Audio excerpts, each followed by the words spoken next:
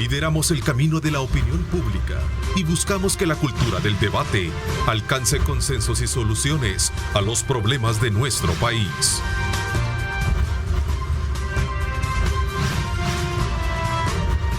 Diálogo con Ernesto López, edición especial.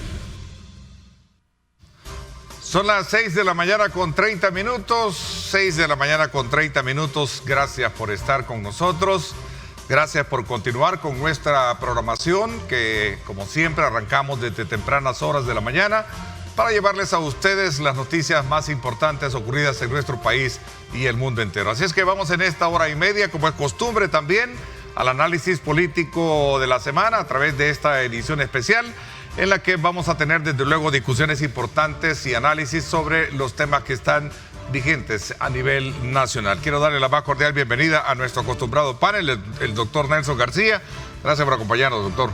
Un privilegio, Ernesto, muchas gracias. Gracias también. Don Ronald Umaña, gracias por acompañarnos. Gracias, Ernesto, por la invitación y buenos días a mis amigos del panel, a Tania, que ya va a aparecer por ahí, y por sobre todo un abrazo fraternal para la audiencia. Bueno, también saludo cordialmente a Julio Valdivieso, deseándole que pronto lo tengamos acá de su recuperación. Está un poco mal de salud, pero no es grave, es una situación pasajera, y quiero darle la más cordial bienvenida. Este día nos acompaña don Adán Mejía. Gracias por acompañarnos también. Gracias, Ernesto, y para mí es un honor, un privilegio el poder compartir con estas excelentes personas que aportan. He seguido algunas de las entrevistas anteriores y quiero decirles, no es para enjollarme con ustedes, sino que para poder decir que sus aportaciones, sus criterios ayudan, y gracias por la oportunidad, y a los salvadoreños decirles que sigamos confiando en Dios, que podamos unirnos como la familia, porque el país vale la pena. Así es, gracias por acompañarnos también. Tania Pastor, gracias, buenos días, Tania, ¿cómo estás? Qué gusto saludarte. Bienvenida. Hola, gracias, Ernesto. Tengo problemas de audio en este momento, pero un saludo para todos los colegas panelistas y la audiencia, por supuesto, de Diálogo 21. Bueno, muchísimas gracias. Vamos a estar, desde luego, ya lo vamos a corregir esa situación técnica. Sin duda alguna, el día de ayer fue importante. El Tribunal Supremo Electoral entregó las credenciales tanto para consejos municipales como también para diputados. Pero esto también se da en el contexto de que en la Asamblea Legislativa está sin definirse el funcionamiento de lo que podría ser el próximo 1 de mayo, ya la entrada en vigencia de lo que podría ser la, digamos, como las fracciones políticas. Toda la comisión de seguimiento y protocolo no se encuentra, ni transición ni protocolo de entendimiento hay hasta este momento. ¿Qué piensan al respecto?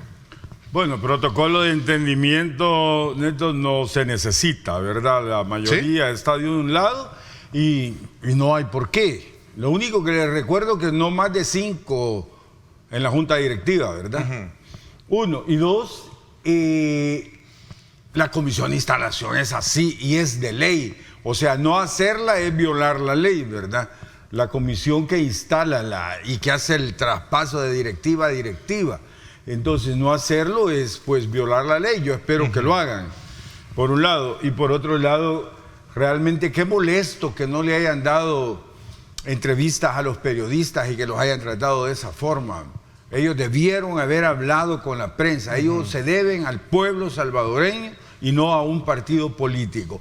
Hoy son diputados de la Asamblea y son diputados representantes de la sociedad salvadoreña, ¿verdad? Entonces les hago ese llamado a todos, porque eso sí fue de mal gusto, que apartaran a los periodistas, que no dieran ni una tan sola entrevista. Durante el acto, ¿verdad? Dice Durante el artículo... el acto y no se vale, pues, porque ellos, ¿a quién se deben?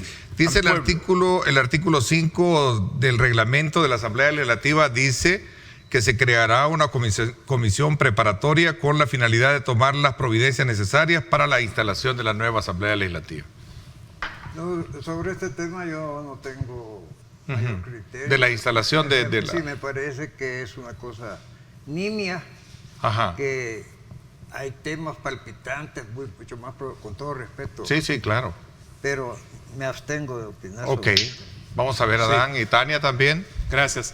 Como tú decías, el artículo 5 del reglamento interno de la Asamblea Legislativa obliga como por ser reglamento interno es una ley.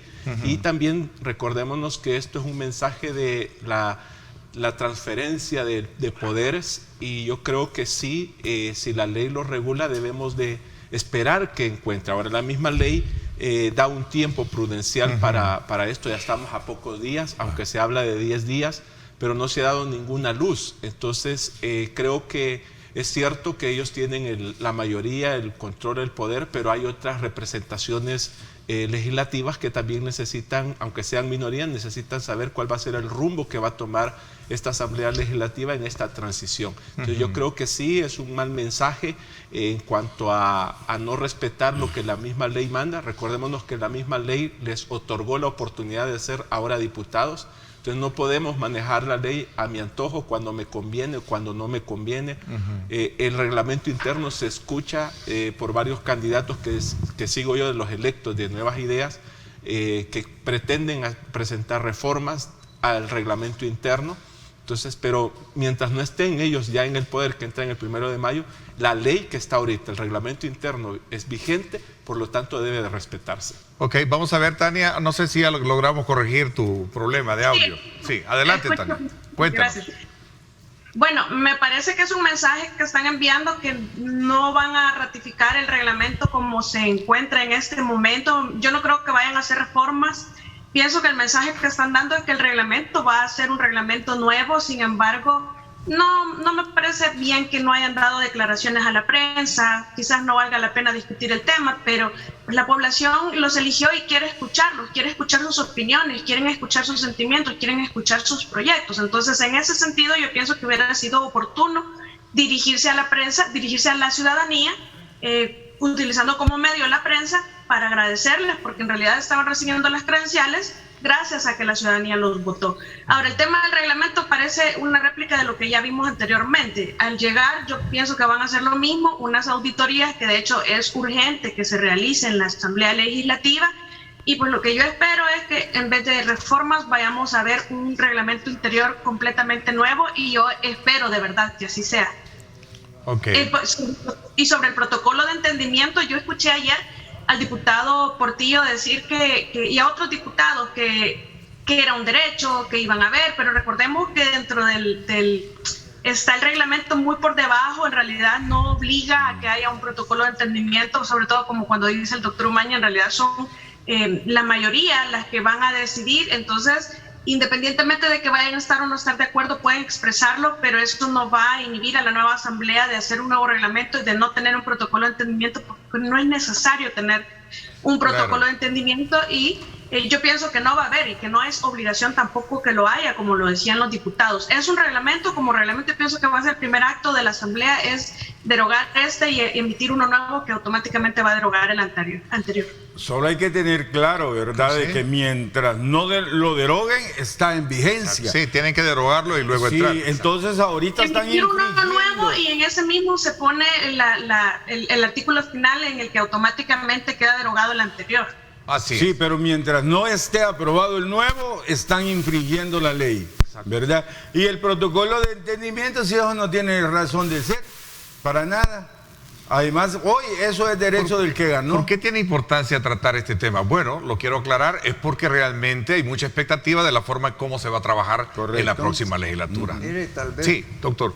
Tal vez para no marginar todo esto, para mí sí, el hecho de que a la prensa tradicional no le hayan concedido una entrevista es un símbolo de rechazo a la actitud negativa que ha tenido ese sector con el triunfo mismo de la gente, ¿verdad? Y obviamente debe de haber una actitud de respeto a la verdad, y creo que es el simbolismo de haberse negado, porque para nadie es novedad saber cómo se tergiversan las noticias en este país. Sí, pero se lo negaron a toda la prensa, a todos. Pues sí, qué bueno que a todos. No, qué malo. Sí, qué malo. Bueno, esta es parte de la riqueza de pensamiento que convergen unos y otros, pues tienen sus puntos de vista. Este es lo bueno de acá. Sí, sido, yo creo que el mensaje es malo, porque acordémonos que una de las cosas que cansó a la población con los diputados pasados y los salientes, ¿verdad? Es que hemos seguido una partidocracia. ¿Qué es esto? Donde exigen que van a legislar y van a actuar en base a lo que la cúpula ordene. Y ayer fue evidente eso. O sea, la persona que dijo a los medios que no iban a dar declaraciones no es ni del cuerpo legislativo electo, ¿verdad? Sino que es del Ejecutivo. Entonces yo creo que ahí sí estuvo mal el mensaje que da, porque entonces pareciera que vamos con más de lo mismo, que fue el eslogan que ellos dijeron que no iba a ser más de lo mismo. A ver, regresemos un poco a la Asamblea Legislativa. Tendrán que nombrar una comisión de instalación, que es el 1 de mayo. Esa comisión deberá estar conformada por representantes de grupos parlamentarios electos, dijo ayer Mario Ponce. Sí. Y ese es un elemento que hasta este momento no se tiene. Entonces Sí, habría que esperar mucho que se... Sí, porque lo ordena el reglamento interno en su artículo 6. En definitivo. Bueno. Ahora también hay que ver, y las otras fracciones legislativas, ¿por qué no han dado también a sus su representantes? postura Porque, bueno, porque Arena son 14 diputados. Sí, y el mismo artículo 6 dice que cada fracción tiene que poner el nombre de cada representante. Entonces no solamente veamos... El partido Gana ya designó. El día de ayer estuvo acá conmigo el diputado Guillermo Gallego y dijo que Juan Carlos está en algún momento ya autorizado para poder él ocupar un cargo en la directiva cuando se establezca ya el respectivo. Y por otro lado, no veo que señalen a los, aunque sean pírricos, diputados que quedan de la reserva de la desvergüenza en este país. ¿Por qué no hicieron ellos sus declaraciones? ¿O es que ya lo empezaron a dominar sin necesidad de dominarlos? Se refiere a los el cuatro FMLN. del FMLN. ¿Y por qué no declararon? 2 ellos? del PCN, ¿verdad? Sí. ¿Cómo no? Carballo, yo escuché de Carballo. Del PDC también. No, Del PDC. y Arena. Y Arena también son También 14. se manifestaron. Es que los que no dieron fueron los electos del sí, partido solamente. Nuevas Ideas. Los bueno. otros sí se comportaron bien Ok. por primera vez. Bueno. Vamos a ver, como dice el doctor, pasemos entonces a hablar de otro tema. Esperamos que esto se defina a más tardar esta semana. Por supuesto, por supuesto. O sea, no podemos arrancar como en el pie izquierdo, como diría mi madre. Sí. Bueno, vamos a ver.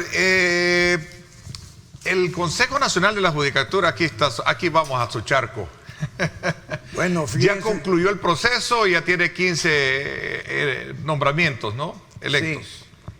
Yo presido la Asociación de Abogados del Salvador, que se ha manifestado en contra de este proceso anticipado, que denotaba que había una intención no muy clara desde el punto de vista positivo, sino que había una intención de hacer una última jugada incrustando o dejando miembros de los de siempre dentro del órgano judicial y dentro del Consejo de la Judicatura.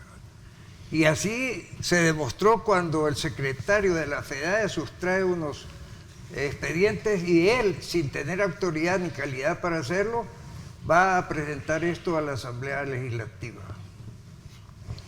Esa fue la primera demostración de que no estábamos equivocados. Por otro lado, también en el concepto global hemos llegado a la conclusión crítica de que el método es totalmente falaz, porque da la impresión de que es un ejercicio democrático en cuanto que ya las personas que van a ser designadas están previamente electas. Y han llegado hasta la osadía, que lo hemos repetido varias veces en este programa, de ya no elegir dentro de la Asamblea Legislativa, sino que en casa presidencial y con dirigentes de partidos o exdirigentes de partidos políticos, ¿verdad? Entonces, todo eso denota que hay una falencia en esto, que dice mucho a los resultados del concepto de justicia en este país. Porque hay una justicia selectiva.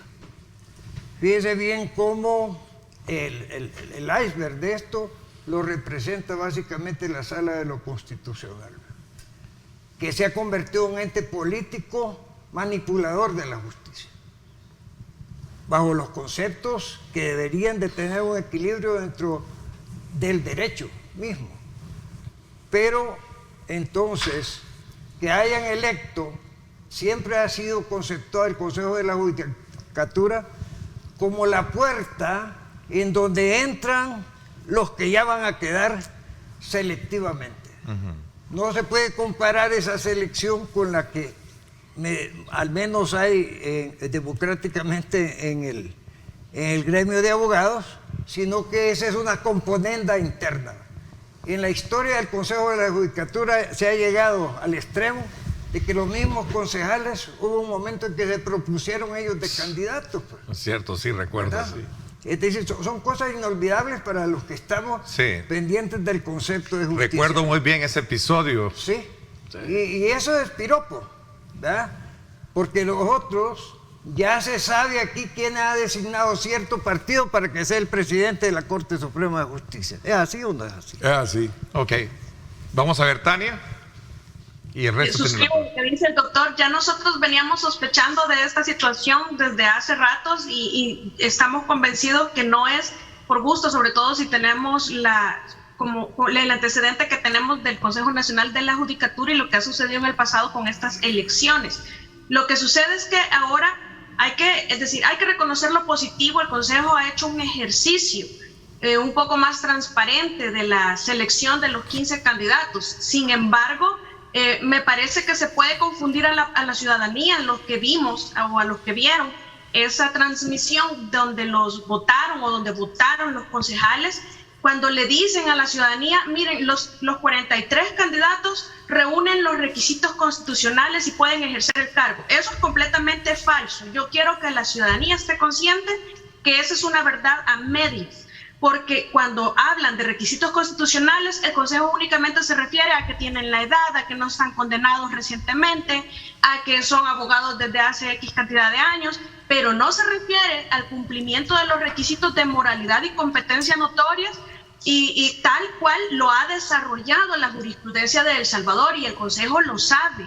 Ellos nada más se remitieron a establecer que tenían el perfil académico. Esa es solamente una pequeña parte de todo el procedimiento. Eso no quiere decir que si porque alguien reúne las credenciales académicas es competente e idóneo constitucionalmente. No, la jurisprudencia de la Sala y todas las inconstitucionalidades que han sido declaradas han sido precisamente porque no se reúnen esos requisitos. Y dentro de esta lista de los 15 seleccionados, no fueron los mejores perfiles los seleccionados. Hay personas con vínculos materiales muy claros dentro de un partido político. Entonces, cuando dicen reúnen todos los requisitos, es falso. No se ha acreditado la no vinculación de estas personas a partidos políticos. Estamos hablando que se puede ver comprometida la independencia judicial y en ese sentido la moralidad notoria que requiere la Constitución no ha sido acreditada. Entonces no es tan cierto, es una verdad a medias. Y también cuando hacen el debate público le dicen nada más cuando votan a favor, ¿por qué votan a favor? Pero no dicen por qué votan no a favor. Eso quiere decir que las personas que no fueron seleccionadas no saben por qué no han sido seleccionadas y al principio se les dijo a todos que todos cumplen.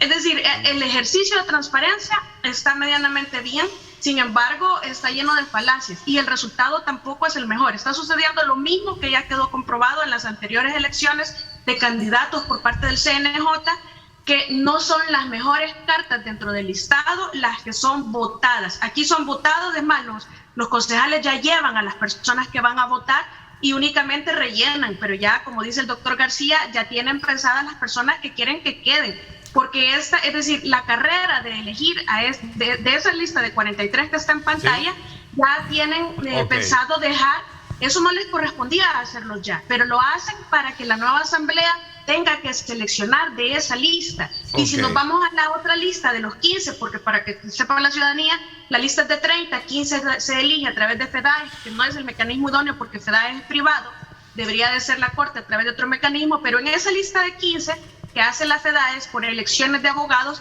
es un minúsculo porcentaje de abogados que fueron representados en esas elecciones. Bueno. No todos nos asociamos, yo no me asocié. Entonces reducen la posibilidad de la nueva asamblea a lo que ellos quieren. Vamos a ver en eso. Miren,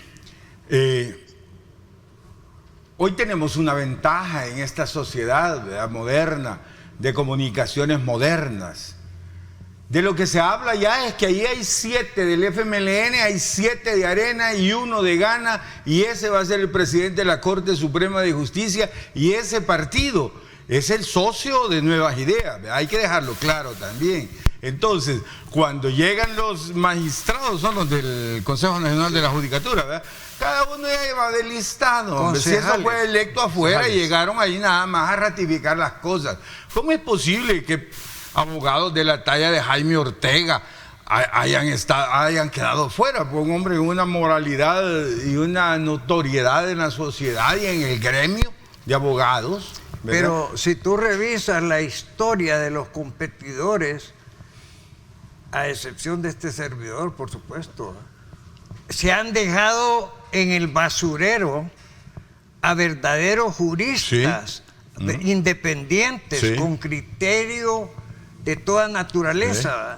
Aquí se insiste en elementos que no son sustanciales y al final, el problema de la moralidad no es el antecedente, sino el presente, ¿verdad? ¿De qué te sirve que haya un San Martín de Porres que a la hora de ser nombrado magistrado y de ahí para allá se convierta en un verdadero Judas de la justicia? Correcto. No, por eso estamos aquí haciendo el análisis. Entonces, yo creo también. Es obvio, yo veo con pena las figuras, se me pasan en la mente gente como Avelino Chicas, por ejemplo, un jurista de una integridad, y lo menciono como botón de muestra. Sí, como un botón. Pero además, ex jueces, otros que ya fallecieron, ¿verdad?, que nunca fueron tomados en cuenta porque no tenían la genuflexión que necesita para ese cargo. Correcto. Sí, yo quiero aportar que sigo viendo que hay enfoque a la votación y no a deliberar el perfil de cada uno de ellos. O sea, desconocemos las razones, vemos estadísticas. Aunque ahora de fue cuántos distinto el votos. proceso, fue un poquito más abierto, fue en línea para todos y también hubo presencia de algunas organizaciones. Eso es una fachada, como dicen los delincuentes, una plantilla, ¿verdad? Okay. La esencia, los abogados la conocemos perfectamente, que eso es un planteamiento que le dije teatral, pero el fondo de eso, bueno, es lo mismo con las entrevistas de los fiscales, ¿verdad?, en el pasado, que fueron públicas, etcétera, se dejaron marginados verdaderos talentos, expertos, con una integridad y capacidad de independencia, y se eligió al que se le dio la gana, por último. Recordémonos que este proceso, según lo que se establece en los documentos, es que estamos en un periodo de revisión de recursos de los candidatos propuestos, pero esa revisión y el presentar ese recurso, ¿verdad?, está enfocado al perfil de los candidatos. Ahora, ¿qué tan vinculante es? Porque hay que verlo, y sigo viendo, y lamentablemente a uno le llenan de expectativa, a uno que está fuera del área, digamos, legal o de la abogacía, como el caso de usted, doctor, y de Tania, pero a uno le generan la expectativa de que ahora las cosas van a ser diferentes. Pero seguimos viendo que la partidocracia, el interés político, que la vinculancia de recursos que se puedan amparar por el perfil de las personas no va a tener eco, no va a ser vinculante. Entonces yo creo que como expresión de la sociedad civil, creo que este es el momento, y como usted bien lo decía, estamos en una etapa donde las redes sociales, los medios de comunicación, agradezco una vez más, Ernesto, que permita a exponentes profesionales la deliberación de estos pensamientos. Porque tenemos que ver eso, o sea, la población misma está pidiendo que tiene que ser, porque es uno de los 3 poderes del Estado. No, y a muchas Ahora, veces ¿no será demasiado atrevido en algún momento poder proyectar que ya la tiene la presidencia, como lo dice Ronald, que los partidos políticos nunca ya tienen? Nunca ha sido atrevido, Néstor, si haya sido... Sí, yo estoy de acuerdo, así es. Lo que pasa es que hoy todo el mundo espera cambios, sobre todo a partir del 1 de mayo, pero estamos viendo que no va a ser así. No, pero un momento. Yo creo que esto es un resabio, porque lo que esto que está hecho por los que yo considero que todavía son parte del pasado. Ahí va Gana, que es aliado del Nuevas Ideas. Por lo tanto, para una mejor valoración precisamente de esas exigencias que tú mencionas, y el colega también, es necesario repetir esas elecciones con el nuevo Consejo de la Judicatura. Es que este país no puede quedar a medias en su limpieza, ¿verdad? Tiene que haber una depuración. Fíjate qué interesante, espero que eso pase a partir del 1 de mayo. Sí. Sí. Y entonces por eso te digo que bajen el salario a $2,000 para empezar los diputados. No es la esencia, pero hay otras cosas fundamentales que todavía podemos cuestionar en la actualidad. Por eso estamos cuestionando esta, correcto. Pero eso sería muy importante para tener al menos la oportunidad de demostrar si vamos a cambiar o no vamos a cambiar. Así es, ¿verdad? Porque esa es la esencia de todo. Así es. Ahora, yo insisto en el punto de la vinculancia de lo que puedan exponer, digamos, los notarios, abogados, los licenciados, en cuanto al perfil de los que ya tuvieron un voto, ¿verdad? Porque estamos en el tiempo en que se presente un recurso, pero ¿a dónde va a quedar este recurso? ¿Quién lo va a presentar y qué eco va a tener? ¿Qué vinculancia va a tener? Y yo creo que no debemos de dejar la sociedad civil que nada más quede en el aire, sino que pueda tener peso. Pues eso es lo que la demanda de la población, porque estamos hablando del tercer poder del Estado. Ok, Tania. No, yo suscribo completamente lo que dicen todos, esperamos un cambio. La historia en realidad sobre el CNJ, cuando tú dices, Ernesto, que ha sido un proceso un poco más transparente, más visible, porque se transmitió en Facebook, como yo lo retomaba al inicio, en realidad eso es lo positivo que se les reconoce. Sin embargo, también estoy de acuerdo en lo que dice el doctor García, cuando establece que en realidad es como una forma de... es decir, no se logra determinar si eso es cierto, si es en realidad únicamente un camuflaje, porque cuando nosotros vemos el resultado, nosotros escuchamos las entrevistas, oímos las votaciones, escuchamos las supuestas argumentaciones a favor y no escuchamos las no a favor, entonces, y eligen perfiles que no fueron los mejores, entonces uno se queda siempre con la duda. En realidad esto es un poquito más de lo que hemos visto hasta ahora. El Consejo Nacional de la Judicatura viene en años anteriores incluso hasta de autoproclamarse candidatos dentro de la lista de 15. Viene incluso de incluir a personas que no estaban en los listados. Hay una historia muy interesante sobre la magistratura de la sala anterior, de un magistrado que ni siquiera estaba en la lista de los 15, pero que sin embargo fue electo, y a pesar que tenía un proceso abierto por violencia intrafamiliar, y fue magistrado. Es decir, el Consejo Nacional de la Judicatura, incluso en el 2015, se prohibieron las votaciones secretas. A partir de que se prohibieron las votaciones secretas es que la población ha tenido un poco de acceso a esta situación de la votación. Sin embargo, como dice el licenciado Adán, no tenemos nosotros el conocimiento del por qué están eligiendo a unas personas y no a otras, y cuando el Consejo, es decir, el Consejo está compuesto de las personas que estaban evaluando a los futuros magistrados. Quizás no son los mejores perfiles para haber hecho algo así, pero sin embargo ese es el procedimiento. Entonces, ellos conocen la jurisprudencia, y la jurisprudencia establece que tiene que documentarse la no vinculación, porque son ellos, el Consejo es el primer filtro de los candidatos, de los aspirantes a candidatos, por supuesto, para ser magistrados. Entonces tienen que ser muy respetuosos. Y lo más grave es lo que mencionó Ronald Umaña, que él ya tiene identificados, me imagino con su conocimiento político, cuál es la militancia o la simpatizancia que hay partidaria, ¿verdad? Entonces, que me alegra que lo haya mencionado. Sí, porque hay que decirlo, hombre, porque tienen que entender algo. Hoy todos sabemos todo en este país. Antes de que pasen, incluso. Antes de que pasen las cosas, ya estamos informados. Sí. Yo creo que tenemos que exigir como sociedad civil 3 elementos muy claves en todo esto. Es la capacidad de las personas que se van a elegir como tales a ocupar un cargo, la independencia, sobre todo, que no tengan vínculos partidarios, ¿verdad? Independencia también de criterio, porque la misma ley lo establece, ¿verdad? Y que no vaya ya sesgado, porque en muchos casos ya en los tribunales se ve que ya vienen también con órdenes y ya están limitados, entonces no debemos de ver eso. Y la honestidad, yo creo que son elementos muy claros. El gobierno, los funcionarios, se le demanda mucho la ausencia de honestidad, de integridad, de valores, y la justicia sin integridad, sin moralidad, es un caos. Prácticamente no es nada. Vamos a hacer una pausa comercial. No podemos dejar de abordar también un acontecimiento propio y digno que resalta la población, y es el proceso de vacunación exitoso que se ha tenido, ¿verdad? Por parte de las autoridades de salud. Y creo que ese es un punto que merece también ser resaltado en este análisis de esta mañana. Estados Unidos, por cierto, el día de ayer antier donó $2 millones para continuar, y elogió precisamente el proceso de vacunación que se lleva a cabo en el país.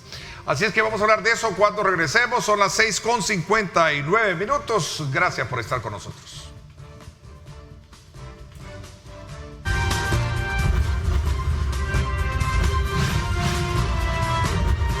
Diálogo con Ernesto Ernesto López, edición especial.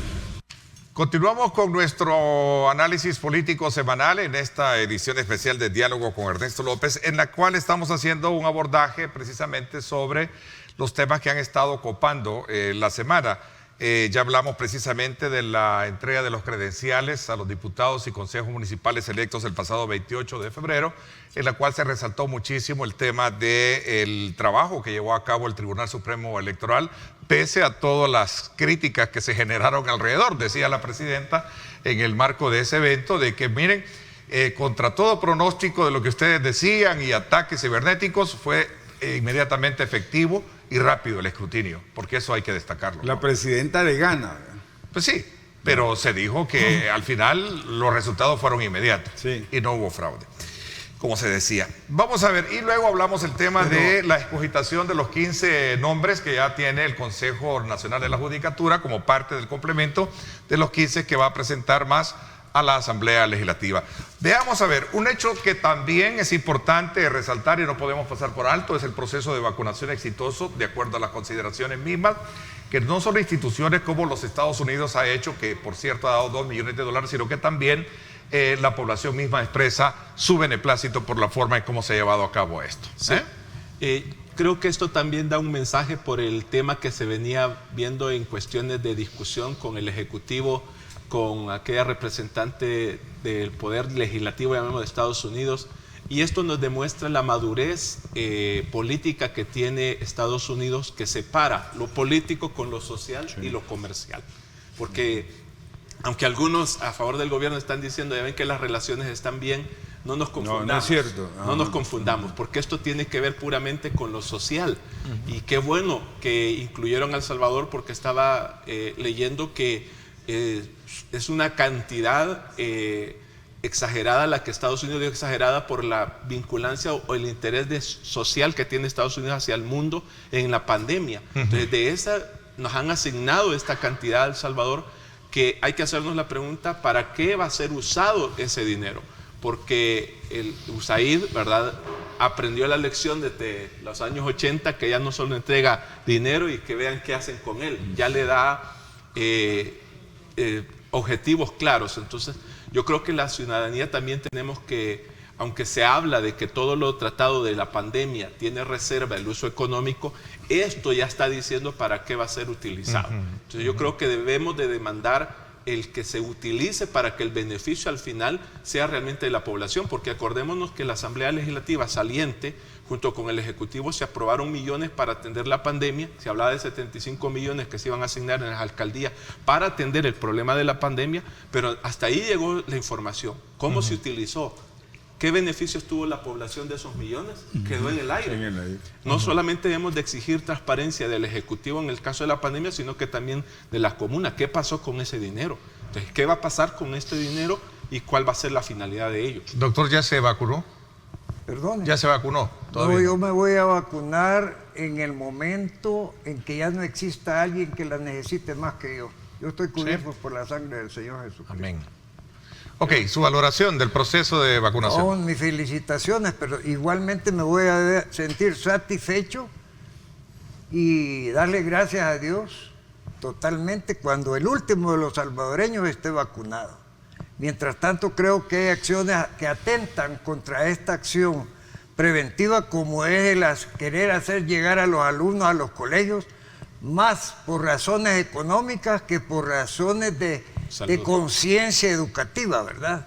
Yo no arriesgaría, y lo digo públicamente, la vida de mi nieto o de algún niño, de algún adolescente, a cambio del tipo de educación que yo estoy impugnando en este país, de inservible. Okay. ¿Sí? Apoyo totalmente a esa parte de Nelson. Realmente hay que cambiar el sistema educativo de este país, Nelson. No es posible que a los niños de ahora les estén enseñando lo que me enseñaron a mí el siglo pasado. Sí. Es irracional. Además, ¿qué es lo que nos margina socialmente? El tipo de educación. Claro. ¿Qué es lo que hace las clases sociales? La educación. No es lo mismo aquel niño que recibe 4 idiomas en el colegio que aquel niño que va a la escuela, el manguito, que ni siquiera el profesor llega a darle clases. Claro. Cuando estos niños crecen y van a la sociedad, ¿cuál es la igualdad de oportunidades? Que no hay, ¿verdad? El de 4 idiomas tiene las oportunidades mejores, y el otro, que llega a una fatalidad de venir de familias pobres, de ser pobre y de heredar pobreza. No se vale. Sí. Mientras no se cambie el sistema educativo de este país, no va a haber justicia en la sociedad salvadoreña. Y yo creo también que hay que ver, porque estamos en el tema de salud, esto tiene que ver también con el aspecto nutricional que reciben los niños. O sea, la nutrición es muy fundamental, porque un niño no alimentado no va a rendir lo mismo académicamente. Entonces, la salud es importante para el... Ok, Tania, y después, o tienes la palabra todavía, don miren, Ronald, perdón. Conforme a la vacunación, fue un éxito a media, ¿verdad? Esas aglomeraciones que hicieron de los ancianos ahí en los centros comerciales, eso es terrible. Pero fue un rato, pero fue un momento, creo, eso. Y Sí, después se pero qué corrigió malo, la ¿verdad? O logística. sea, eso me dice que no planifican nada. Además, yo también quiero saber esos buses que estuvieron llevando a la gente, que no vayan a ser los mismos de siempre, de la pandemia, que contrataron a los mismos. Y hay que ver por cuánto, porque allá los contrataron por una cantidad de dinero exagerada. No, parece que esos fueron los de la prórroga de los 20 años. Que es peor, ¿verdad? Porque ahí te. No, te si son los mismos de intoxican la antes que llegue pandemia, a y la por eso lo vacuna. estoy denunciando. Bien. Sí. Sí. Los mismos de siempre, pero de los de ahora, ya, ¿verdad? Porque la historia de aquí para allá es otra. Le falta un canuto, espérate. 15 días, 10 días. Están haciendo. Tania. Voy a complementar lo que dice el doctor Umaña sobre el tema de la educación. Yo creo que hay personas, nosotros tenemos el ejemplo en El Salvador, que hay personas que han tenido la mejor educación en países extranjeros, que hablaron muchos idiomas y que sin embargo después llegaron a confesar desvío de fondos de más de 10 millones que iban para personas damnificadas. Eso nos envía un terrible mensaje, que el tema no es únicamente de educación y de que hablar más idiomas y de que mejorar todas las materias. Es decir, aquí tenemos que hablar claramente que necesitamos fomentar valores y cimentarlos muy bien desde la primera educación. Por porque supuesto que una buena pasando educación merece ética desde el principio. Porque lo que De está nada sirve sucediendo es que un los buen funcionarios profesional están sin llegando- ética, va a ser un ladrón. Es que es exactamente lo que hemos tenido en El Salvador. Llegan los funcionarios con las mejores formaciones académicas y que han llegado a Sí, ser al por eso hay Salvador. que cambiar el sistema, Tania, justo por esa parte. O sea, no podemos es- vivir con una educación sin ética. Aquí hablan Correcto. de meter la religión en la educación cuando eso no puede ser. La educación debe ser laica, pero ética.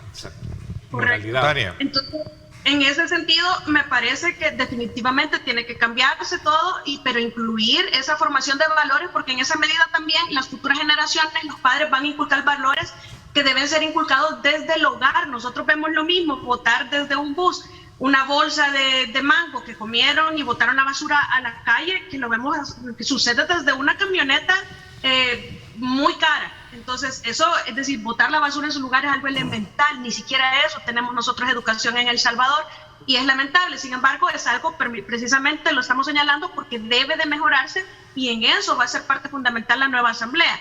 Ahora, el tema del lunes y el transporte público, yo creo que es parte de la historia de El Salvador también, que muchas personas se abarrotaron el lugar, precisamente porque tenemos la costumbre que en el sistema público, si no llegamos 2-3 horas antes, no nos van a atender o vamos a perder la cita y nos van a dejar para 6 meses. Sin embargo, creo que por nuestra misma historia pudo haberse preveído, pero yo no creo Claro, que... lo que yo no entiendo es por qué no los vacunaron mejor ahí a los ancianos, en vez de aglomerarlos allá en la galera. No creo que es tampoco como dice el doctor Umaña, que es que nada se hace con planificación. Es decir, yo creo que la planificación ha estado bastante bien, sin embargo hubo ese impasse el lunes desafortunado porque nuestros viejitos estuvieron bajo el sol, muchas personas desafortunadamente estuvieron pero horas. posteriormente se corrigió eso también hay que decirlo. Pero Y los se hicieron considera- subir a una yo creo cuarta que era planta una de implementación ancianos. temprana Solo que, termina. por supuesto, como todo en la vida, es mejorable y se mejoró muy pronto. Entonces yo creo que hay que reconocer y al final del día ser agradecidos porque en realidad en muchos países del mundo aún ni siquiera inician a vacunar. Así es, Sí. o sea... Yo tengo 3 preguntas que hacer con respecto a la medicina. Está bueno el proceso, se cometieron errores, esperemos que no se sigan cometiendo, ¿verdad? Porque acordémonos que esto es un virus, que se puede propagar tan fácilmente y exponerlos, o sea, a un contacto con personas que no se saben, porque, por ejemplo, un familiar en Guatemala se fue a poner la vacuna, él residía allá, y 5 días después fue contagiado. Y ha estado guardado, manteniendo todo. Entonces, ¿qué indica Ahí todo? se contagió. Exacto. Claro. Entonces, sin haber tanta aglomeración. Esto fue en Guatemala. Sí. Entonces, hay que verlo que este es un virus muy delicado. Entonces, yo creo que las medidas de prevención, no bajemos la guardia, no nos vaya a pasar lo de Chile, que vacunó más del 50% de la población y el rebote fue mayor. ¿Por qué? Porque la gente cree que esta vacuna es contra el virus. Y estas vacunas sirven. La única que sé yo que tiene cepa del virus es la China, ¿verdad? Y entiendo que, no sé si esa es la que le estarán aplicando, entiendo que sí, ¿verdad? Claro. Pero hay que verlo. Y 3 preguntas fundamentales que estaba investigando sobre esto, que es importante en todo proceso de una vacuna. La primera es, ¿qué vacuna es candidata que va a prevenir la enfermedad específicamente? Otra pregunta, si estas vacunas previenen la infección, ¿verdad?, para el patógeno. Y la otra fundamental, conduce a la producción de anticuerpos, otro tipo de respuestas inmunológicas, ¿verdad?, relacionadas con el patógeno o con la problemática. Bueno, lamentablemente aquí no habemos en el panel a alguien que Sí, le pueda un dar una médico que le- respuesta inmediata. No, pero las deja al aire. Sí, eso es lo importante. Sí. Para una Porque yo le hice algunas preguntas, ayer estuvo conmigo el ministro de Salud acá en el programa, y precisamente me decía de que esta vacuna, la Sinovac, tiene una característica fundamental, que la reacción, por ejemplo, que provoca en personas adultos mayores es mínima, y creo que ese es un factor importante para poder de alguna manera no tenerlos expuestos a reacciones adversas. Por otro lado, ¿por qué razón no se puede hacer una vacunación en cualquier lugar? Es necesario, y a la respuesta al planteamiento que estaba haciendo don Ronald, él decía de que por las reacciones que se tienen en observancia por cualquier emergencia, ya en un hospital o una unidad de salud, debe de ponerse esta vacuna por cualquier proceso de reacción que pueda haber, que hasta este momento no ha existido. Me decía. Entonces, es necesario tener ahí a la mano el hospital por cualquier cosa. A la respuesta un poco que usted decía, Sí, que por pero qué no lo hacían ahí en se la una acepto. terminal de buses. No la acepto. Sí. ¿Y por qué en Estados Unidos vacunan en los estadios? ¿Y por qué en Chile vacunan en el carro? ¿Ah? Y aquí no. Aquí tuvimos que hacer esa aglomeración. Miren, ancianos de 75 años subiendo a la 4ª planta. ¿Ah? 4 pisos. Peor es que no la suban, ¿verdad? Peor sería Porque que el no la criterio de subieran. la vacuna es que la vacuna tiene que ir al pueblo y no el pueblo a la vacuna, hombre. Perdóneme, yo no soy A ver, experto, soy Sí, neófito, pero entiendo eso. Es que esta no es una inyección cualquiera, ya lo dijo usted claramente. Pero en fin, si satisface la oposición a algún defecto que tenga este proceso, bienvenido sea, ¿verdad? Nada es perfecto. Y ha sido un proceso elogiado por el Brendan O'Brien, el encargado de Pues negocios, sí. dijo textualmente que apreciaban y admiraban el proceso como se había desarrollado. Por o se eso, estaba pero desarrollando. como hay un sector que siempre tiene que ver lo malo, entonces, para satisfacción, démosle la razón. No, es que es correcto. O sea, ¿cuál es mi obligación ética y moral? Venir a señalar lo que creo que no está bien, porque guardármelo. Eso sería ser un traidor al pueblo. Y para los traidores, ya lo dije en otro canal. No, lo más importante está- es que sería traicionarte a ti, porque el pueblo, uno estará en contra o a favor de lo que tú estás diciendo. Pero sí Pero mi posición ética tiene que ser de acuerdo a lo eso que es yo creo que es respeto yo. correcto. Eso es lo que respeto libertad de precisamente, porque Sí. ahí te lo callaras. No, si me lo callara yo sería un traidor. Y a mí no se me olvida el 9º anillo del infierno de Dante Alighieri, que está destinado a los traidores. Va al infierno helado donde fue a parar Lucifer y yo no quiero ir ahí. Bueno, si tú crees en ese tipo de cosas, pues está bien también. ¿Verdad? Porque eso, la Divina Comedia y todo eso demás, no deja de ser un pensamiento de otro que tenía derecho a plantear sus ideas sobre el infierno, que había fuego, que ahí se quemaba. Ya, por cierto, el Vaticano dijo que el purgatorio no existía. Y aquí se siguen vendiendo estampas de las ánimas del purgatorio. Peor todavía. Estamos peor, ¿verdad? Por lo menos yo creo en la pero literatura. Volviendo al tema central, yo creo que debemos ver lo positivo que está pasando, porque el pueblo en general siente una esperanza, y la fe te salve, de que esas vacunas van a ser una garantía frente al virus, ¿verdad? Porque lo más lamentable es que vacunen a un motociclista y a los 2 días lo maten por pasarse un alto, ¿verdad? Esto es tremendo. Y se pierda la vacuna. Y yo creo que también no debemos de darle la idea de que esta vacuna va a eliminar el virus. No. Yo creo que ese es un error. Ah, sí, esto es muy importante. Yo creo que cada uno de los que se expone y expone a los demás al contagio está atentando contra el sacrificio y el respeto a los que dieron su vida y la siguen dando por defender la vida de los demás, ¿verdad? Esto me parece un desprecio a eso que es tan valioso como es el martirio que ha sufrido el cuerpo médico, sí, y todos los vinculados con la primera línea. Por lo general son sus parientes, fíjate, a los que se contagian. Es correcto. Niños y ancianos.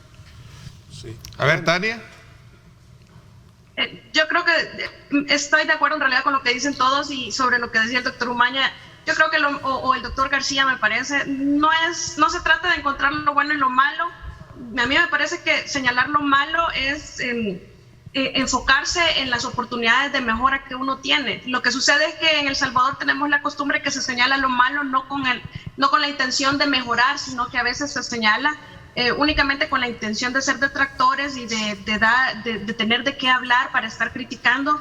Sin embargo, yo al señalamiento de las cosas malas, a las críticas que se hacen, pienso que son oportunidades de crecimiento, oportunidades de mejorar, y esa es la mejor manera al final del día de acallar estas voces, trabajando y haciendo las cosas bien y transparentes. Porque yo sí me pregunté lo mismo que decía el licenciado Adán, sobre las contrataciones, la transparencia que debe de haber, sobre todo por el antecedente que ya hay investigación en la Fiscalía General de la República sobre los usos de estos fondos en pandemia, que también han sido un poco descontextualizados en la medida en la que hay gasto, es decir, que no solamente, por ejemplo, un ejemplo, se ha criticado bastante que hubo empresas que no se dedican al rubro médico y que se vendieron insumos. Sin embargo, todos sabemos, yo tengo cualquier cantidad de colegas abogados que en la pandemia se dedicaron de inmediato a vender mascarillas, y lo único que uno debe de hacer es cambiar su giro o adicionar un giro en su actividad económica en el Ministerio de Hacienda. Muchos ni lo hicieron porque todo estaba cerrado.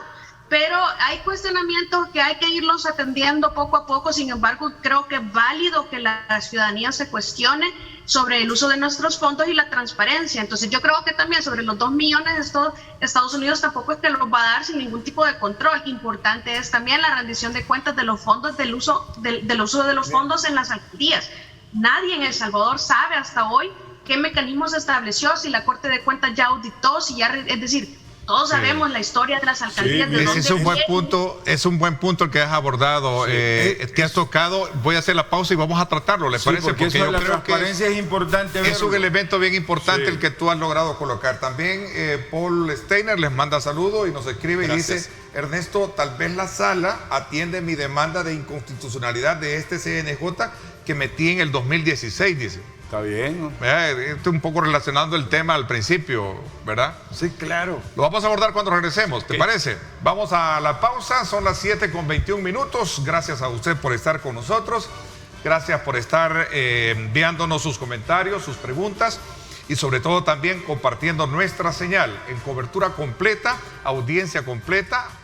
Si queremos verlo como cadena nacional, también la audiencia de nuestro programa. Gracias por esa preferencia y ese voto de confianza a todo este esfuerzo periodístico de opinión de Grupo Megavisión, de este servidor y de los acá presentes también en el día viernes. Vamos a la pausa y regresamos con más.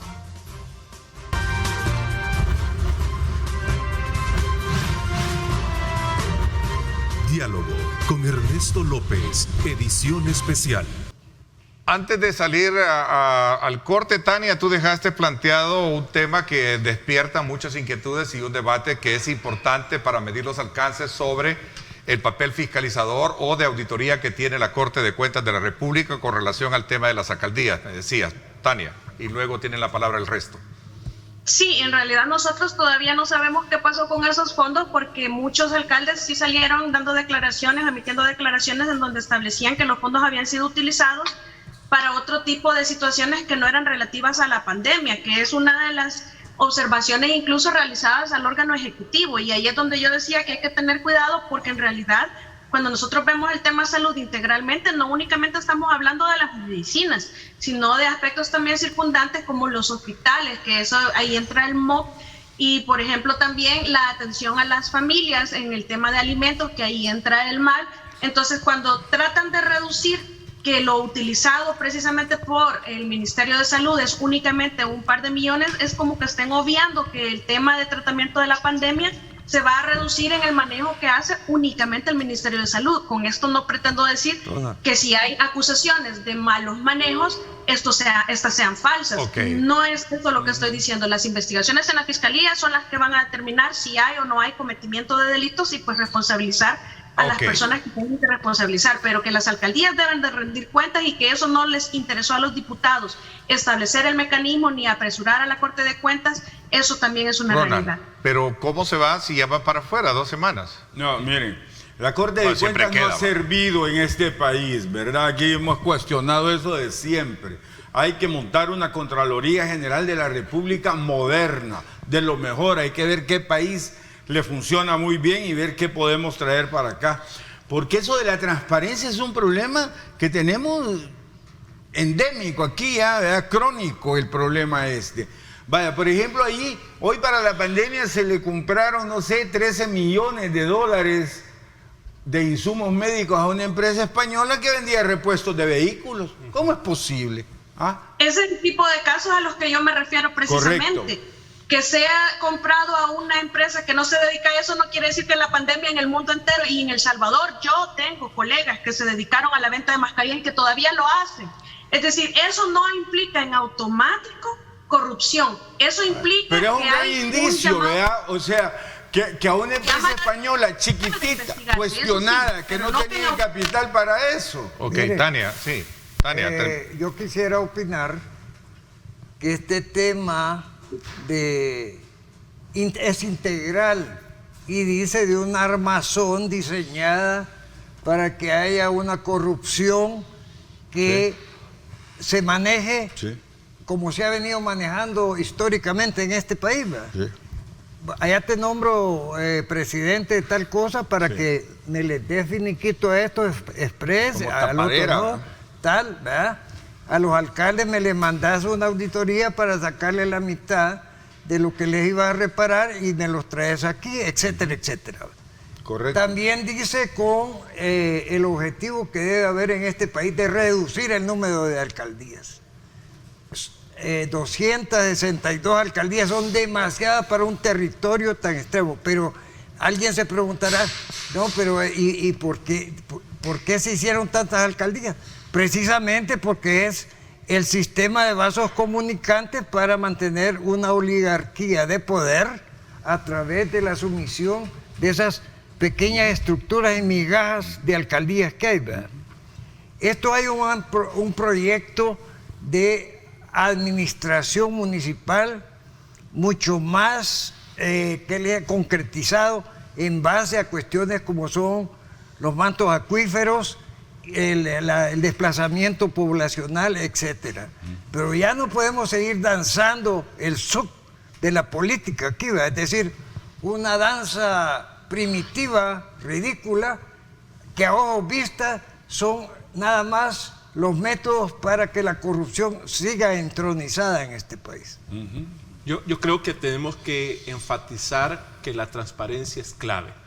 Y yo creo que va a suceder, recordémonos que Nuevas Ideas se ha comprometido a fiscalizar tanto lo del tema de las plazas fantasma en la asamblea, y cada uno de los alcaldes yo he escuchado que ellos van a fiscalizar cómo se manejaron los fondos en el pasado, pero también tienen que hacerlo internamente. Así como lo van a hacer, y se aplaude que lo hagan, porque para poder detener y frenar la corrupción se tiene que evidenciar no solamente al corruptor, a quien ha hecho la corrupción, sino que quien también corrompe, al corruptor. Ahora también tenemos que pedir que se dé la transparencia en todo esto del manejo de la pandemia, porque se asignó fondos a la alcaldía, fondos al ejecutivo, ¿verdad? Estaba viendo que la donación que ha hecho Estados Unidos ya viene, voy a leer, la donación apoya la campaña de inmunización del gobierno central, dice. Van a proporcionar equipos esenciales tales como tabletas inteligentes, o sea, el fondo es ocupado para tabletas inteligentes, computadoras portátiles para recopilar y transferir datos de inmunización, kit de reacción adversa en los centros de vacunación. Ojo a esto, apoyo logístico para camiones refrigerados para trasladar las vacunas de forma segura. Entonces ya está designado por parte del USAID para cuál va a ser el destino de estos fondos. Ahora nos va a tocar a nosotros supervisar que esto sea así. Ahora veámoslo, qué es lo que pasó con lo que se aprobó desde el año pasado en la pandemia. O sea, ¿dónde está esa información? ¿Por qué decretarla de reserva cuando la corrupción es la que nos ha dañado y no pueden dar indicios? Porque uno no puede pensar otra cosa. Si no se justifica. Revelarla, no, eso están no tiene ocultando. justificación. No tiene justificación. ¿Cómo el Ministerio de Agricultura se recetó 7 años para dar información? No, quien sea. Yo en eso sí soy partícipe del concepto de que todo lo que es secreto es porque encierra algo malo. Algo malo, sospechoso. Así es. Mire, las alcaldías también, hoy que el compañero aquí mencionaba esto, la Asamblea Legislativa tiene que revisar las alcaldías de este país. No es posible que hayan alcaldes que tengan mayor salario que el presidente de la República. Hay que ver los salarios, hay que categorizar las alcaldías. Hay de casos así, ¿verdad? Sí, por supuesto, hay como 5 o 6 casos en el país. No, y el mantenimiento de las carreteras, que ha sido un error asignárselos porque... Las carreteras no son de ellos, son del Ejecutivo. Las calles de las ciudades son de las alcaldías. Pero termino, Nelson, termino. Mire, hay otro problema, y un día Nelson lo mencionaba, y lástima que aquella vez no profundizamos, pero lo recuerdo. Las alcaldías son abusivas en los cobros de las tasas municipales. Es terrible lo que hace. Ahí tienen casi quebrando a las pequeñas empresas. Claro. Les cobran unas multas exageradas. Son terroristas, mandan a cobrar 6, 8 del CAM y llegan con pistolas y todo. Y vean las multas que ponen. Son demasiado. Eso hay que revisarlo. Es un abuso de parte de las alcaldías en este país. Además, no le hacen caso a las resoluciones de la Sala de lo Contencioso Administrativo cuando les ordena, por ejemplo, que estando pendiente un proceso, le extiendan la solvencia al contribuyente, ¿verdad? Sí. Vale, no se le extendemos y no se le extendemos. Así es. ¿Y eso? Bueno, hoy me imagino que la de San Salvador concretamente. van a tener que cambiar. Tania, a ver. Yo sobre eso último que acaba de decir el doctor García y que no les importa lo que dice la jurisprudencia o que desobedecen, es importante que tengamos claro de dónde vienen todas nuestras asambleas legislativas. Fíjense que en El Salvador hay antecedentes, hay precedentes que establecen que se ha certificado a la Fiscalía General de la República cuando hay desobediencia de exfuncionarios o incluso de funcionarios. Sin embargo, llama muchísimo la atención, es muy curioso el hecho que hay incontables sentencias desobedecidas. Para que sepa la ciudadanía, hay delitos de desobediencia de particulares, es decir, de las personas, nosotros los ciudadanos, y delitos de desobediencia de los funcionarios, es un delito oficial. Entonces, hay cantidad incalculable, calculable de resoluciones de la Sala de Inconstitucionalidad, declaratorias de inconstitucionalidad que son desobedecidas a diario a veces por parte de la misma Asamblea Legislativa y que tenemos nosotros historia que nos demuestra que incluso un magistrado de la sala anterior certificó a la Fiscalía al expresidente Funes para investigarlo por desobediencia de particulares. Esa misma desobediencia aplica a los... Claro, es más difícil porque allá solo era uno, el expresidente. Aquí son todos los diputados, pero todos los diputados, cuando hay una sentencia de la sala que les dice claramente queda inhabilitada la Asamblea Legislativa para elegir funcionarios de segundo grado que no respeten los requisitos de moralidad y competencia notorias desarrollados en esta jurisprudencia, entonces estamos hablando de cometimiento de delitos y yo no he visto ninguno certificado a la Fiscalía General de la República. Pero miren, quiero ponerles una muestra de lo que pasa con las alcaldías, ¿no? De repente a un alcalde se le ocurre poner cámaras, poner lámparas LED, y yo los felicito, qué bueno, pero por las cámaras le ponen tanto de tasa a cada casa. por las luces tanto, y se van subiendo los impuestos, y se van subiendo los impuestos, y después uno se da cuenta que las cámaras no sirven. La lámpara se arruinó porque hacen unos chanchullos a la hora de comprar las lámparas Sí. LED que no duran ni un año, cuando uno sabe lo que duran las cosas esas, ¿me entiendes? Pero sangran al pueblo, sangran a la pequeña y a la microempresa que anda por ahí, porque eso sí, cuando se les llegue a instalar un supermercado de esos de las cadenas grandes, ahí se quedan callados y le dan todo. Además, he sabido que todos esos negocios le dan una comisión debajo de la mesa a los funcionarios que aceptan esos contratos. Ajá, correcto. Sí, de ahí viene, ¿verdad? Sí, de ahí viene. Y entonces, aquí han dejado endeudado a la comunidad. Y la comunidad las deudas de la tenía- alcaldía, Nelson, ahorita son terribles. problema- terrible. Vamos a hablar de eso cuando regresemos. Me están pidiendo una pausa Ok. y luego les doy el tiempo prudencial para ampliarse sobre ese tema. Deudas de alcaldías, Sí. ¿verdad? Que es otro tema. Las actuales, las que quedan, la herencia. Sí. Eso hay que verlo. Bueno, vamos a hablar de eso cuando regresemos. Vámonos a la pausa. Dagoberto Gutiérrez estuvo con este servidor conversando sobre esos temas y él me decía que de alguna manera él avala precisamente el hecho de que ahora las alcaldías no van a tomar ellas las decisiones de hacer los proyectos de beneficio para la población. Decía Dagoberto bajo esta primicia, decía él, porque lo que hemos visto hoy en día, que no es malo, la construcción de parques, pero ves que no tiene agua la población. Prioridades. Y los ¿Ah? mismos parques. Prioridades. Voy a la pausa y regresamos, no nos cambien.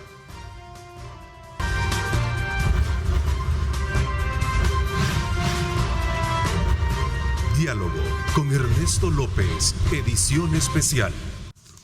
Gracias nuevamente por estar con nosotros. Vamos a correr en el tiempo y decirles a ustedes que este programa lo pueden tener de manera completa en nuestro canal en YouTube. También están nuestras páginas en Facebook, queda también ahí.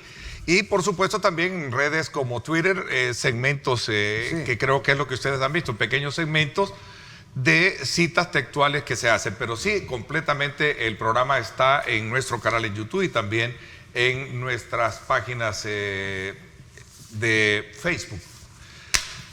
A ver, nos habíamos quedado con este tema de las deudas de las alcaldías que decía, ¿verdad? Y Sí. el resto tiene la palabra. Lo que yo quería decir es que el problema, estamos tocando los problemas que se han venido dando por décadas. Sí. El asunto que yo veo es ¿qué nos garantiza que la denuncia, ya sea pública o irla a poner físicamente, va a tener el tratamiento adecuado? Porque el problema es que la ciudadanía no tiene confianza de denunciar, sino que solamente se ha quedado a señalar muchas veces con temor, porque es cierto, en las alcaldías a nivel nacional se ve el abuso de los impuestos, Sí.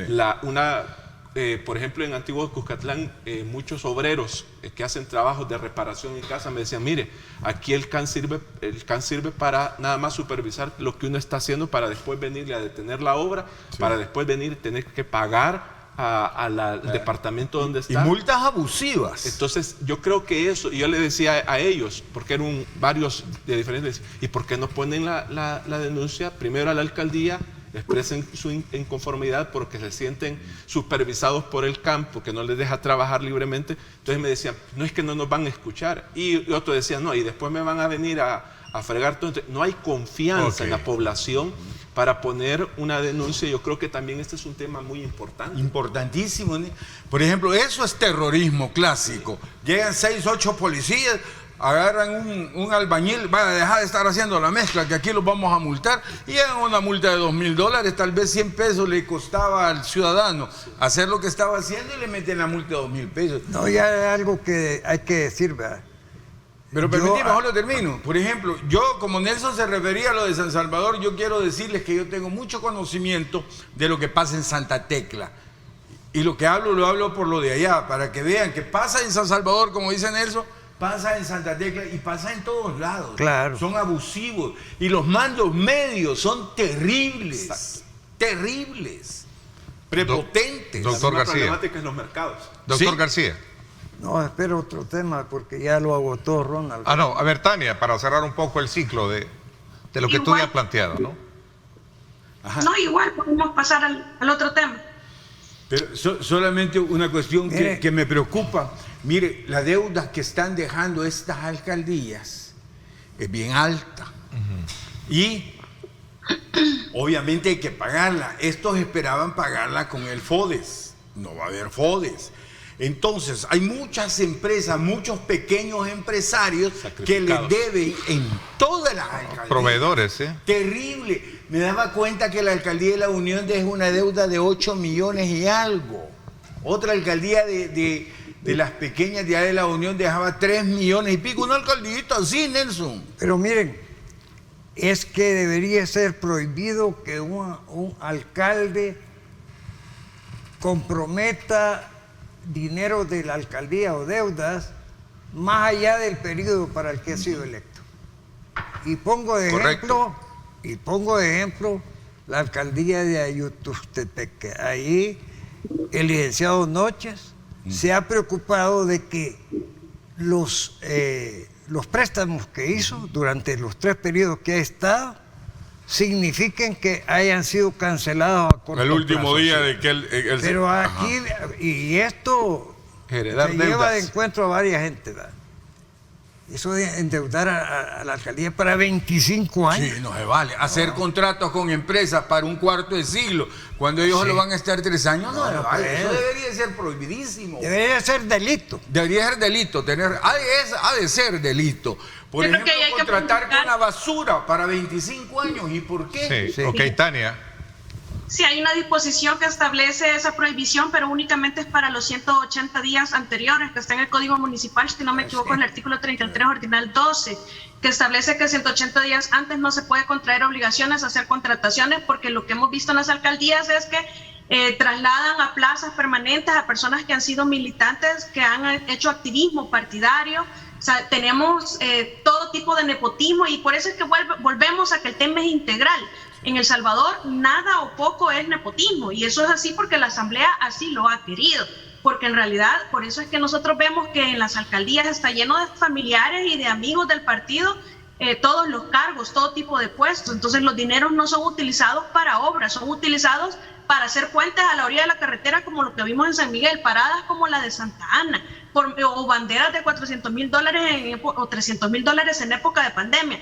Entonces, al final del día hemos visto demasiado mal uso en las alcaldías y pocas sentencias o pocas investigaciones. Al final del día hemos visto algunos alcaldes muy seleccionaditos que algunos partidos, por ejemplo Arena, han sacrificado porque ya no tienen para dónde ocultar la corrupción y pues ni modo lo sacrifican. Y en el momento en el que un partido sacrificó en el pasado a estos alcaldes o incluso hasta expresidentes que ya después dicen, no, es que este ya no representaba a Arena, pero cuando estuvo en el poder era el presidente de Arena. Entonces son personas que han sacrificado porque ni modo ya no pudieron ocultar, como antes, que a través de los medios tradicionales, ahora con las redes ya no se puede, distraían con cortinas de humo. Pero en las alcaldías municipales yo espero los resultados de las auditorías y que se hagan públicos, porque en realidad el nivel de corrupción ahí es como compararlo con el nivel de corrupción que se podría encontrar eventualmente al interior del órgano judicial, que sabemos que existe, pero a ningún presidente de la Corte Suprema de Justicia le ha interesado implementar algún mecanismo de investigación y de identificación y de certificación a la Fiscalía General de la República. Doctor García y después Ronald. Sí, yo quisiera introducir... Sí. Perdón, quisiera introducir el tema muy fresco, por cierto, y fresco también en su concepto, ¿eh? De los colegios privados que desean que el gobierno les proporcione una laptop a los alumnos. Sí. Creo que esto merece un análisis y una valoración, porque obviamente hay colegios privados que en base a una auditoría podría demostrarse que trabajan a niveles de servicio popular realmente, Sí. como son los colegios bautistas. Que entren al programa paquete escolar, pidieron ellos, sí, en su momento. Lo hablamos cuando regresemos, voy a hacer una pausa también, me han pedido la... Ah, no, perdón, me había quedado con ustedes. Sí, pero en la otra. Sí, para que nos quedemos con más para tiempo. arrancar Ok, bien. regreso inmediatamente. Vamos a la pausa y volvemos. Perdón.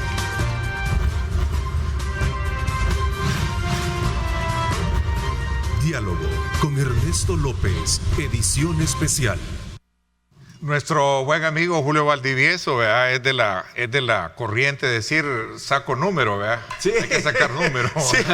Hablando de los tiempos. Sí. Esperamos que se recupere pronto nuestro buen amigo Julio. A ver, Ronald. Vamos a ver, miren, antes del tema de mi hermano Nelson, que es importante que lo toquemos, solo quería hacer la última denuncia de las alcaldías. Y digo la última de hoy, ¿verdad? Porque el problema es que de las alcaldías podíamos pasar programas y programas hablando aquí. Por ejemplo, la gran herencia que quedó de los acuerdos de paz fue una Policía Nacional Civil, ¿verdad? La joya y la corona de todo eso fue que era una Policía Nacional Civil y que eso eliminó a la Guardia, a la Policía Nacional y a la de Hacienda que abusaban. Pero cuando uno vuelve a ver las alcaldías, yo veo la de Santa Tecla, ese CAN es militar. Sí. Y está dirigido por militares. Sí. Y de repente matan a un vendedor allí. Sí. Y después le pegan un balazo de ojos de plástico a un niño que era lazarillo de un anciano, de su padre, y le pegan en la espalda y queda tirado en el suelo. Eso no puede seguirse dando en este país, en esta democracia. A propósito de eso, yo creo que es bien importante hablar del recurso de inconstitucionalidad del señor director de la PNC, ¿verdad? Por que cierto, lo ha admitido. Esto es bien importante. Sí, está bien. Bueno que lo haya Sí. tocado. Sobre ese concepto, a mí me parece que lamentablemente hay más interés en perjudicar una acción positiva que buscar el imperio de la ley, ¿verdad? Fíjese que para mí lesiona conceptos fundamentales de lo que es la carrera del abogado y sobre todo las estructuras jurídicas a través de la historia. El derecho se ha hecho para la convivencia y el éxito de la armonía de la sociedad, no para crear conflictos. Sin embargo, algunas personas en la vida quieren instrumentalizar la ley para dañar a sus semejantes, para dañar el bien común, ¿verdad? Estamos en una sociedad que está valorando sin necesidad de marcos jurídicos lo positivo o negativo de un funcionario. Y dentro de ese concepto, venir a querer insistir en un quiebre a través de lo que yo, con todo respeto, llamaría leguleyadas, es poner en la balanza un interés mezquino frente a unos resultados mayoritariamente positivos, ¿verdad? Y esto lo digo porque es inaudito. Ya le salió el Fustán otra vez a la sala admitiendo el recurso de inconstitucionalidad. Ese tipo de cosas tienen que acabarse. No puede ser que estemos jugando con el interés nacional a través de este tipo de estrategias tinterillescas. Sí. Pero siempre y cuando se haya transgredido la ley, Nelson, tienen que la sala Sí, actuar. por eso si yo querés creo que cambie eso, cambiemos la ley. Sí, este país necesita un tractor enorme para empezar a botar todas estas estructuras, entre comillas, legales, que son vericuetos. Sí, porque un militar no puede estar en ese cargo según la ley. Fíjate, Sí. y Yo creo- aquí prefieren que sea un no militar ineficaz, como lo que han habido. No necesariamente, No. es civil. Es Fíjate, civil. Es que esto, debe haber capacitación. es claro. que, miren, este concepto nace de la lucha política que tuvieron los adversarios del ejército. No, ya es histórico en el mundo. Las policías nacionales son civiles, no pueden ser militares. Se han habido abusos aquí en Argentina y Mira, en Chile solo y para en toda, empezar te en toda mencionaré América. Estados Unidos, me voy a mencionar Estados Unidos, donde los veteranos de Vietnam tienen preferencia para integrar la Policía Nacional de los diferentes estados. Y eso... ¿A dónde nacieron los escuadrones de la muerte? En la Policía Nacional anterior, No. en la Policía de Hacienda, en la Guardia. Y por eso se volvió civil, para que no volviéramos a eso. Pero pero- hoy hay grupos de exterminio y no son escuadrones de la muerte. Ah, es verdad, hay grupos de exterminios y que Claro. los dirige un militar, no se vale. No. Hay que seguir No con te el principio equivoques, filosófico. Tú no conoces ese tema, y con todo respeto por lo siguiente.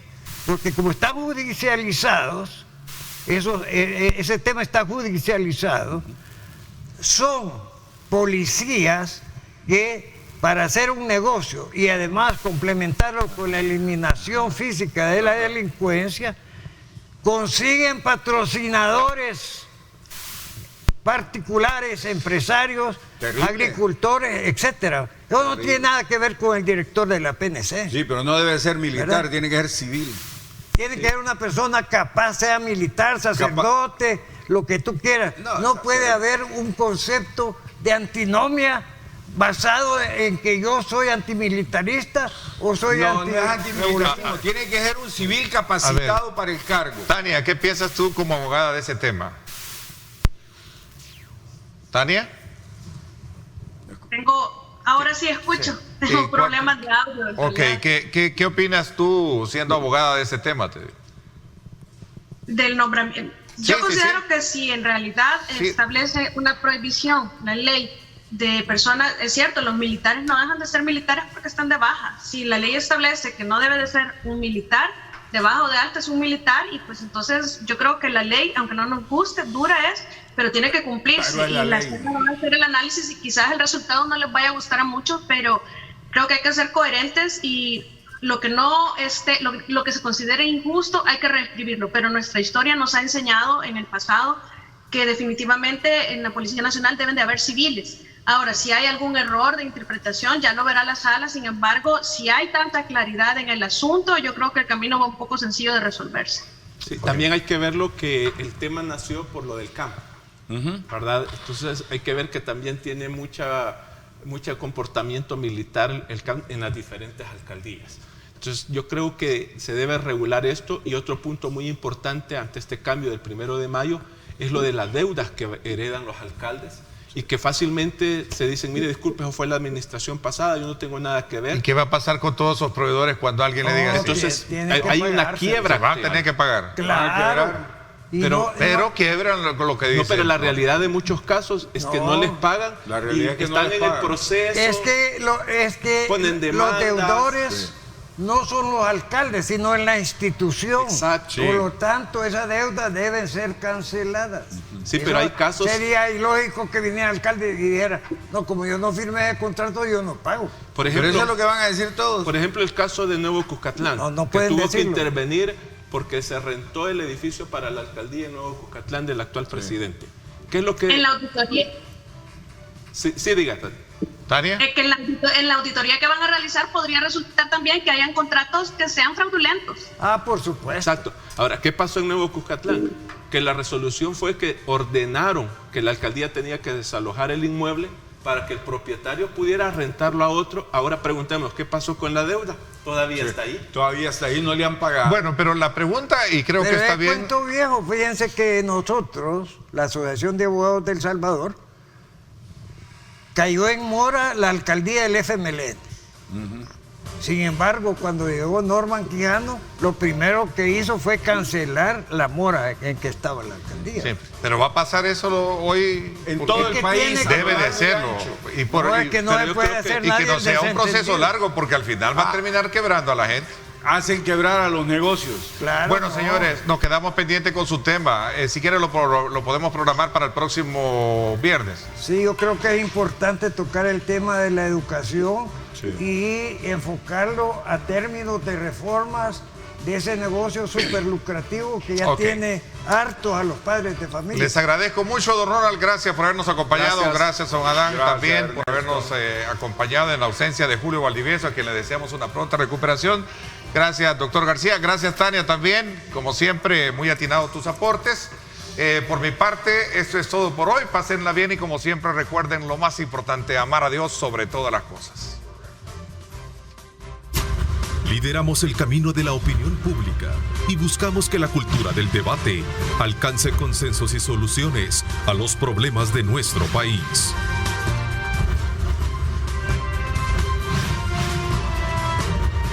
Diálogo con Ernesto López, edición especial.